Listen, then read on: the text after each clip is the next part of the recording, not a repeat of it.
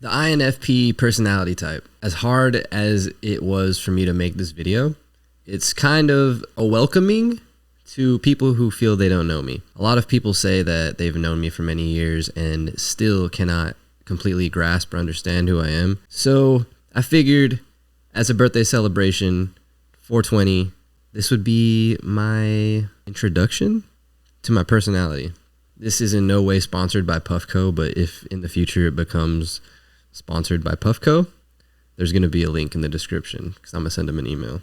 Now, obviously, I feel like it's important to keep in mind that your personality type is just one of many factors that are going to influence who you really are overall as a person. Genetics, DNA, where you come from, your zodiac, 420. I'm technically a cusp baby, Aries, Taurus, but I'm definitely a fire sign. I'm just going to put that out there. 420 babies. So I can just see the commonalities and how things can correlate with people born in the same month might have the same ambitions in some sense, maybe a very, very minute similarities, but nonetheless, I feel like they're there. Anyways, jumping into the INFP video, here's some facts that I'm just going to read aloud.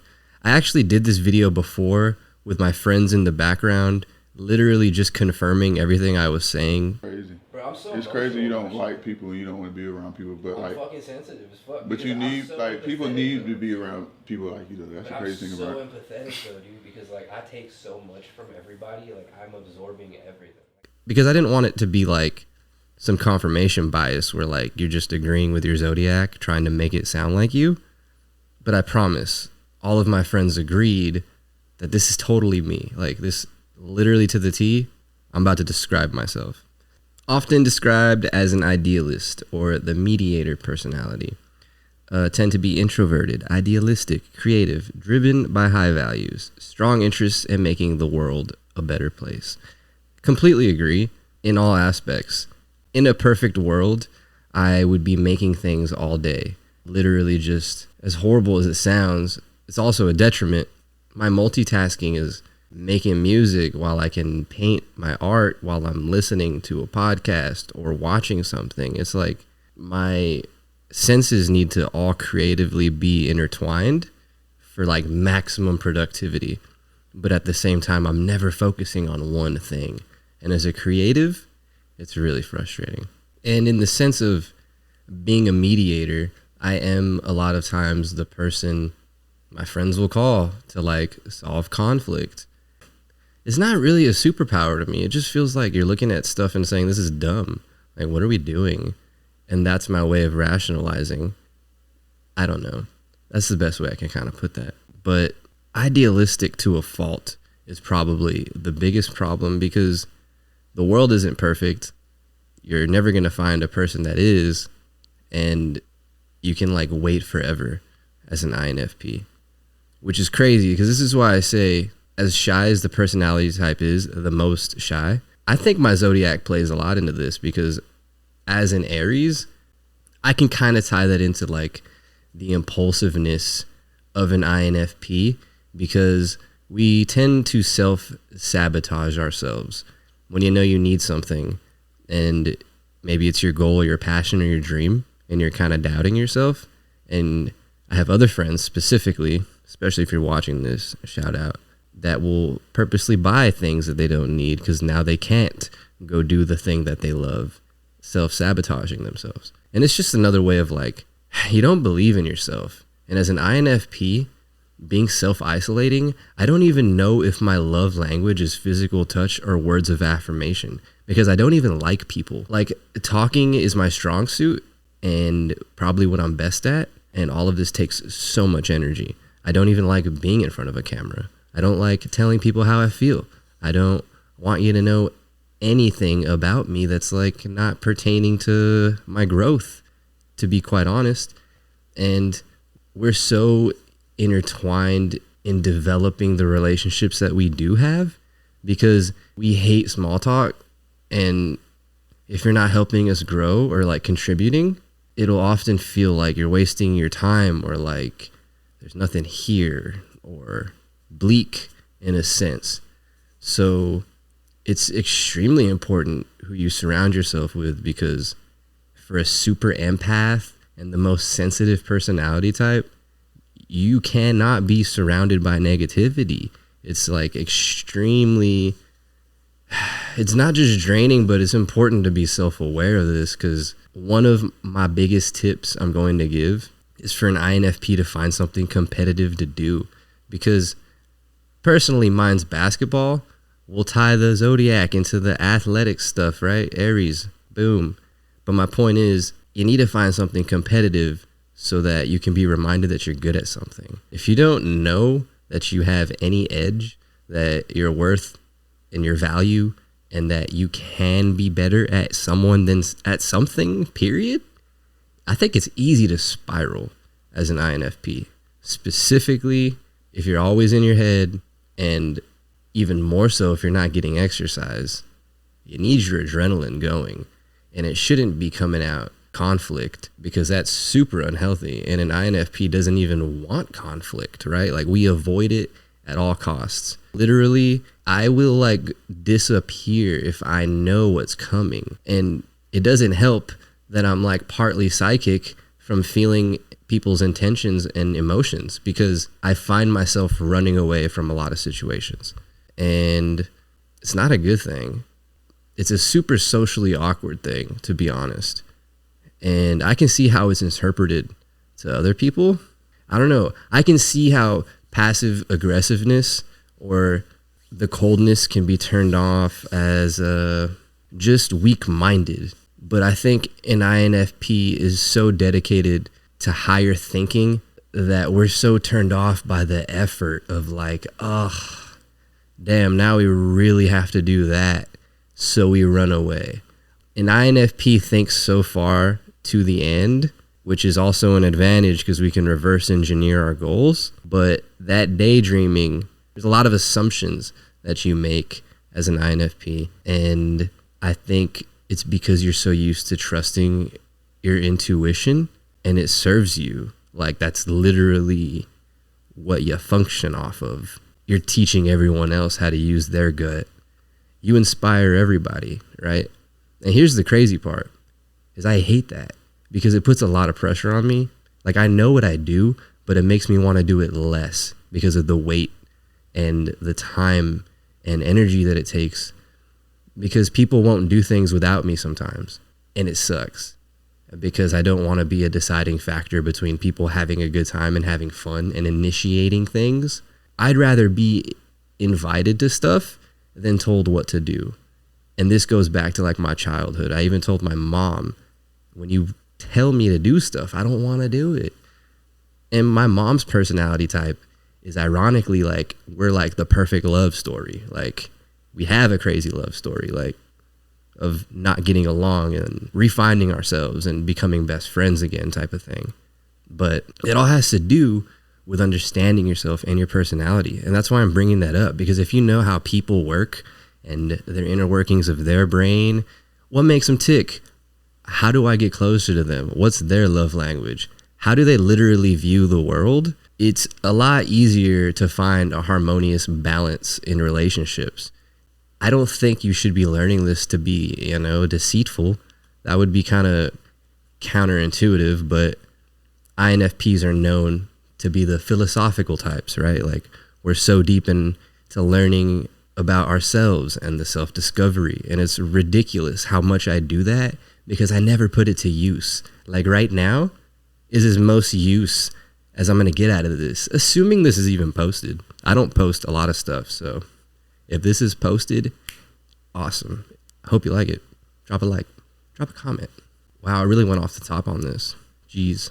Obviously, if you relate enough, it's hard enough to like do one thing and to stay on task with one thing and to complete that thing, which sounds crazy that you have this ability to do so many things at once. And as I get older, I realize the role that I can really have in the world.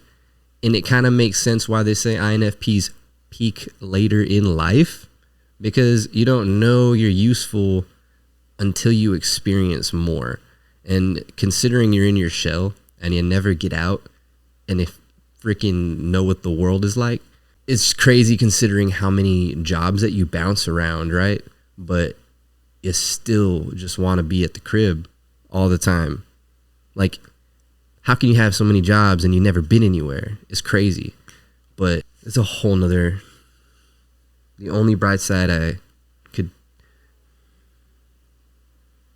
it's hard to look at a bunch of jobs as like a positive, but there's definitely a bright side to all the skills and valuable things that I've learned. And it pisses me off that no matter how long you've been somewhere, that can be viewed as a negative, because I have 3-4 jobs right now and I own a business. Like, dude, I can't juggle my own life. And a lot of times I feel super overwhelmed because everyone puts their lives on me. And I'm actually I'm not going to say easily influenced, but I can be persuaded. Like, if you make great arguments, if you can really show me a better way, which is what I want. That's how I get great friendships. People that have something to provide.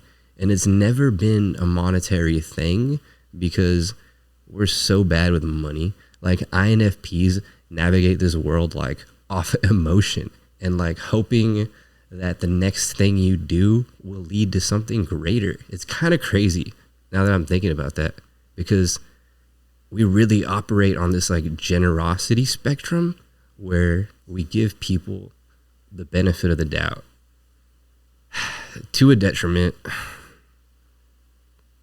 for sure. Until proven wrong, though, you know. But they say empathy is our greatest strength, right? Just the idea of how much you have to absorb from others, that'll make me avoid places, right? Like, I don't want to go places where people know who I am because there's thoughts involved. There is, like they say, INFPs are the ones that are into anime, you know, the ones that dress weird. And it's ironic because you go to the places that you hope no one's going to know you, and then you still stand out. It's ridiculous. Like, we don't do it on purpose. It's just like our personality has to come out somewhere, right? If no one ever sees who you are and you never leave, come on.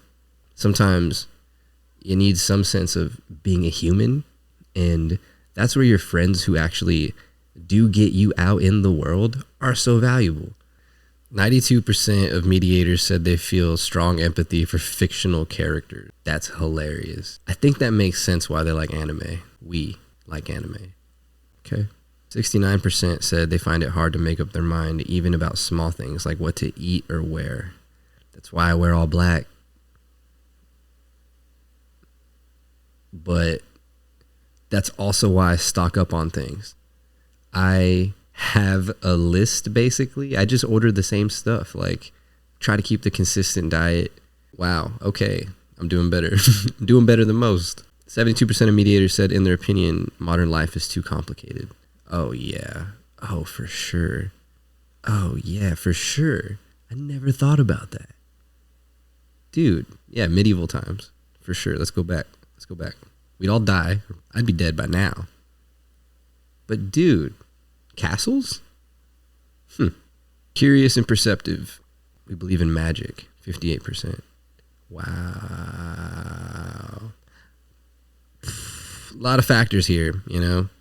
I got an Indian lineage, so I feel like I got some mystical bloodline for sure. On top of a blood type that can only, you know, the universal type where I can save everyone and I can't be saved by everyone. I need my own type. That's a weird thing, right? Blood type. Anyways. I do agree, though, that, like, there's more to the world than we're aware of. There's more than meets the eye, for sure. Like, there's more going on. 72% said they'd like to change things about their physical appearance. I guess. But how much more could I do beyond working out? You know what I mean? Like, if y'all see me having surgeries, I'm clearly insecure. Right? 61% of mediators said they often feel overwhelmed by other people's problems. Shoot. To be honest, only when I have stuff to do. That's it. But people look to the INFP, to the mediator, for comfort. It sucks because we absorb everyone's emotions, but it's draining.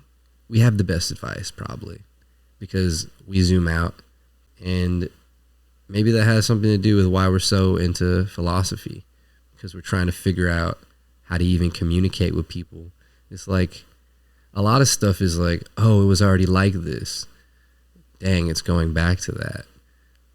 History's weird.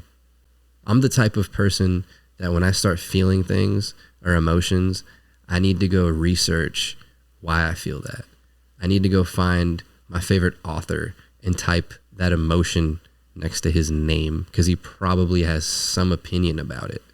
And whether it's like a psychonaut, a philosopher, somebody who just, experiments with their consciousness, let's put it like that. Spiritual people. It can literally be whoever you deem worthy of giving your time and attention to listen to, because if you're not teaching an INFP, you're holding them back. Straight up. The way we internalize things, we obsess. It's horrible. And the only way to be healthy, get rid of it. It's the saddest shit. But now that you know, take control of yourself, because a lot of effort can go wasted, and a lot of time you learn way later. Look back at yourself and you're mad. It's usually because you should have done something else with your time. So I saw a meme the other day, and it was basically like jumping over a canyon, an empty canyon, and it was like a shadowy figure, and it's like your future self waving at you, telling yourself, you can do it. Sometimes that's all we need to hear, though. I thought it was a weird fact that they say the INFP listens to music the most out of all personality types. That kind of hit me. I'm like, on top of being a creative artist, makes music, maybe I used to at one point, but I definitely think that would relate to you more in the sense of your mind is always occupied.